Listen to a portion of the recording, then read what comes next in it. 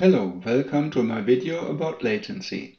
In a conventional home, when we press a button, the light turns on. There's nothing in between the button and the light. In a smart home, there is an electronic system in between the button and the light, and the electronic system has a delay. This delay we call latency. There's another option because the smart home is more flexible. We can have other human-machine interfaces. We can use voice commands or an NFC tag, for example. To use a voice command will be confirmed by the smart speaker with an OK once the command is interpreted and understood. If we scan an NFC tag, our smartphone will vibrate to confirm the tag has been read. So there is a preparation time in a smart home, which for a normal button doesn't exist. So we have to talk about two times. One is the time for preparation until confirmation of our request, our trigger, and one is for the execution, the trigger to action. Here we have a table about the experience I have with the different systems and which will give us an understanding of the order of magnitude which we can expect. When we have direct connection, like KNX and Raspberry, like a manufacturer to his own device in our Wi-Fi, there is no latency. When you press a button, the light turns on. When you press it again, it turns off. It's immediate and you don't perceive any delay. Latency is zero. When you use a software from a smart home, for example Alexa, and you have to use a skill to get connected to the manufacturer's system and so on, or you have a simple smart home routine, you have a very small delay, a very small latency, perhaps 1/5 of a second, and you do feel it, but you still think it's an immediate reaction, so it's fine. It doesn't feel like the good old button in a conventional home, but it's working fine. When you have a complex routine in my smart home, it takes 0.8 seconds as a typical time. For example, changing to the television mode, it changes 13 lights in the room, influences several other items. You may have seen the video, like the Hoover, which will not hover during television mode, things like this. So those more complex smart homes or smart home routines, they take their time.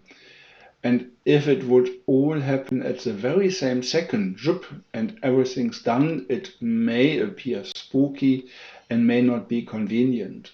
So I'm satisfied with the time it takes, for example, to change the room to another mode. When we use voice commands or, for example, the NFC process, as explained before, then we have a preparation time, and I've analyzed that. And a typical time is 2 seconds until the smartphone is vibrating, confirming the NFC tag, or until the smart speaker confirms it's OK for your voice command. So the preparation time is understood by the person activating the process, that the command is given but not confirmed. After the preparation, the command is confirmed and then the execution starts, and that is the latency. So I would recommend us on the Smart Home Society to focus on preparation time and latency.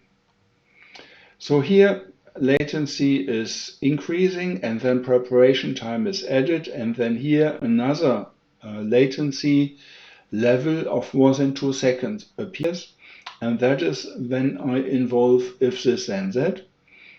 The statement from if this then that on their webpage is that the routines are executed within 3 seconds, and when I measure the actual, I find an average, a typical time of 2 seconds.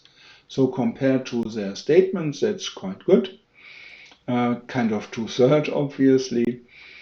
2 seconds is good compared to their commitment, but 2 seconds is a certain time.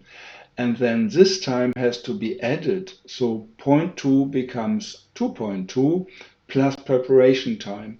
0.8 becomes 2.8 by the further latency of if this then that plus 2 seconds preparation time. So this is what happens depending on the human-machine interface, depending on the setup of your interface, you can scale the latency between something like 0 and 5 seconds. Now that we understood that, we would like to manage it, of course, and managing means to have a target, and the target must be the true customer demands. I have a separate section on that. You may want to read it. In case you are curious about my wiki, you will find the address below the video and in my channel. Let's go back to the latency. So if for the customer using the smart home, the latency is no problem, then you can stay with 5 seconds. Yeah? Like, for example, my television mode. Yeah? 5 seconds to change the room mode, that's not a problem. So here I can focus my energy on other items which cause customer non-satisfaction. But of course there are items where a customer is doing something and expects immediate reaction from the system. So if this is the case, then that section, this explanation should help you to find the good system, to understand it, to measure it, and to focus on the aspect of latency. Thank you very much for listening. You may want to look into my wiki. I hope you do. See you there. Bye-bye.